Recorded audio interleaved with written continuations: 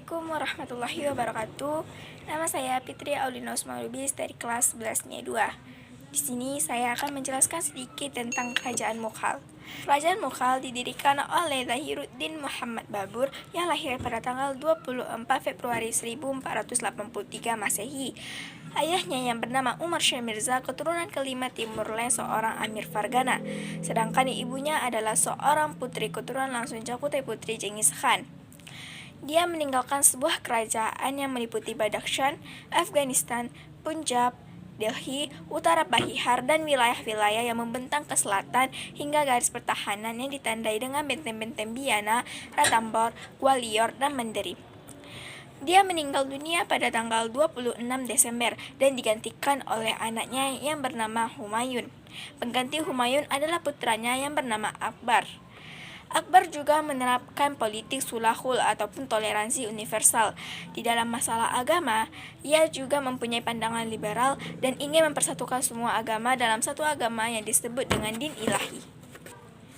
Akbar meninggal dunia setelah kurang lebih berkuasa 49 tahun. Sepeninggalan Akbar, kedudukannya digantikan oleh putranya yang bernama Salim.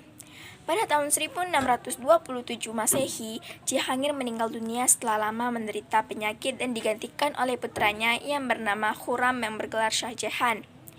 Shah Jahan adalah salah satu sultan Mughal yang mempunyai perhatian besar terhadap kesenian dan kesastraan.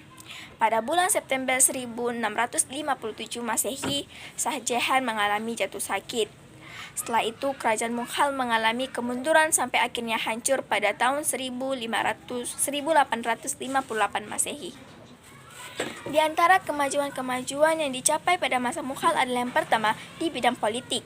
Sekalipun dalam pemerintahan, kerajaan Mughal banyak diwarnai dengan perebutan kekuasaan, namun secara keseluruhan dari pemerintahannya dapat masih terkendali ataupun pada masa pemerintahan Akbar. Yang kedua, bidang ekonomi. Di bidang ekonomi, sektor pertanian menjadi bagian terpenting selain perdagangan, pajak, dan perindustrian. Yang ketiga, di bidang seni dan arsitektur. Pada masa Sultan Akbar telah digunakan 3 macam bahasa. Bahasa Arab digunakan sebagai bahasa agama, bahasa Turki digunakan sebagai bahasa bangsawan, dan bahasa Persia digunakan sebagai bahasa istana. Dan Akbar juga menciptakan suatu bahasa baru yang merupakan gabungan ketiga bahasa tersebut ditambah dengan bahasa Hindu, yaitu bahasa Urdu. Ada beberapa faktor yang mempengaruhi kemunduran kerajaan Mughal. Yang pertama ada faktor internal. Yang pertama, perebutan kekuasaan antara para penguasa Mughal. Yang kedua, semua pewaris tahta kerajaan pasca Aurangzeb adalah orang-orang yang lemah dalam bidang kepimpinan. Yang ketiga, kemerosotan moral dan gaya hidup mewah di kalangan elit politik. Yang keempat, wilayah kerajaan yang begitu luas memberi peluang terjadinya disintegrasi. Yang kelima, kondisi politik dan ekonomi yang lemah membawa stagnasi dalam pembinaan kekuatan militer. Yang kedua, ada faktor eksternal. Yang pertama, serangan dari Persia dan Afghanistan. Yang kedua, gerakan dari Faris Hindu tumbuh pesat dan menampilkan diri sebagai gerakan anti-Islam.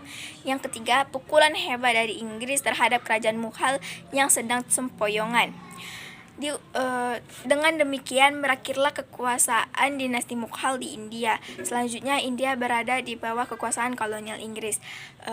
Terima kasih telah menonton video saya. Mohon maaf bila ada yang salah. Kepada Allah saya mohon ampun. Semoga bermanfaat bagi kita semua. Billahi taufiq wal hidayah. Assalamualaikum warahmatullahi wabarakatuh.